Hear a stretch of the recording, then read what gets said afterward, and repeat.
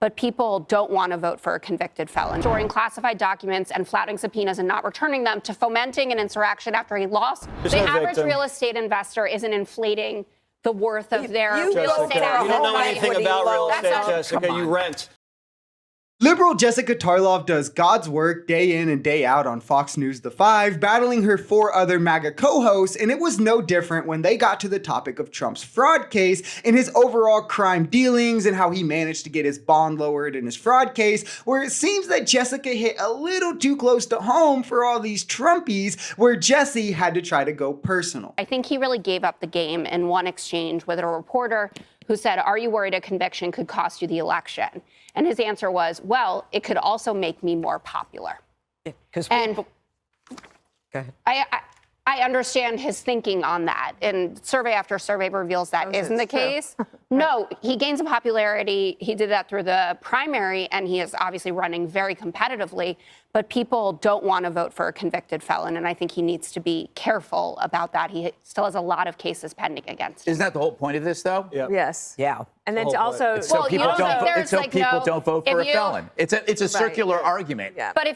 But that's making it out as if the man didn't do anything wrong. And the average real estate, real estate investor isn't inflating the worth of their real estate assets. You don't know anything about real estate, Jessica. You rent. Jessica is absolutely right here. And what Jesse is trying to do is an appeal to authority, which is a logical fallacy. Oh, you don't own real estate? You can't talk about it. Trump owns real estate, so you can't question him. First off, Trump has bankrupted multiple properties. Don't really get the point of bringing that up. But to address the fallacy, typically you use authority to give credence to your explanation or argument. No, I don't think it's fraud because of this, this, and this, and I learned that while doing real estate. The fallacy or the fault in your logic comes when you use it as the explanation. That's wrong. It's not fraud because I own real estate. That's how I know. You're not proving anything or explaining anything here. You're just trying to seem like the knowledgeable figure and win off of optics, which Jesse is doing it third party in a way here, instead asserting that Trump is the one that knows what he's talking about. But Jessica is the one that's right. Plenty of people are inflating their values, but it's definitely not the norm. And it's also not legal. We also don't let the exception set the standard. Why would we? O.J. Simpson got away with murder, for Christ's sake. So are we going to start letting other people walk free for that as well? They're giving terrorists more respect than Donald Trump. They said, this is what makes America, America. Now, they're just destroying this man. They don't care about precedent.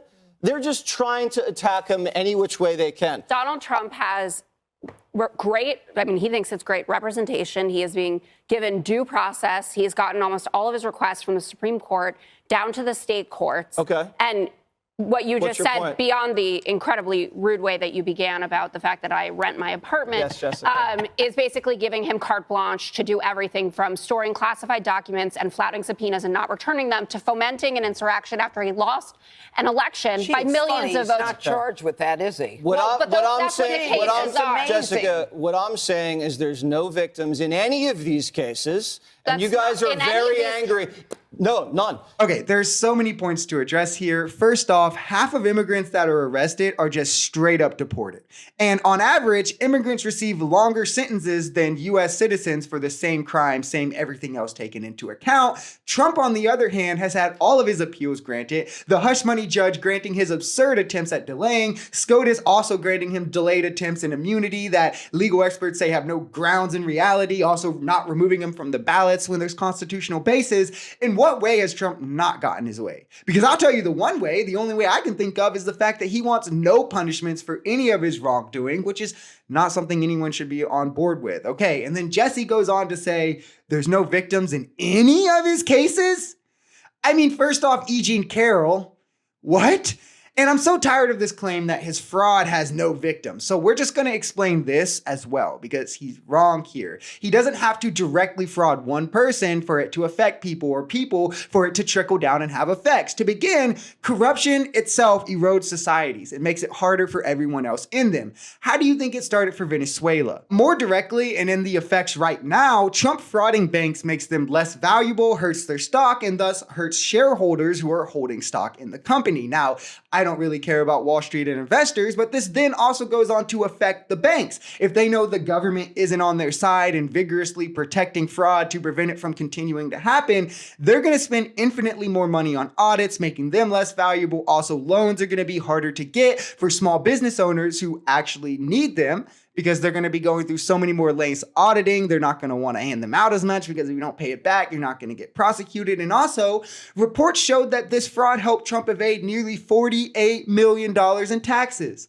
And tax evasion definitely directly affects everyone, from eroding social services and roads to higher tax bills as the states try to foot the difference for the middle and lower classes, which drives away businesses. It can depress property values and in turn raises housing costs for new buyers, making people less likely to move to the state, making businesses less likely to move to the state. Schools fail easier, emergency response times can lag, parks are going to close. The windfall for what Trump was attempting, especially if he's allowed to get away with it, has multiple effects on the average everyday person. It just doesn't affect the rich. And this is why, again, we should be fighting to prevent these things from happening. We should be fighting to stop rich people from being able to obfuscate the system and bend it to their will to make more money at the behest of those who are already struggling within the system. Now, go after the rest of the people who are doing this as well.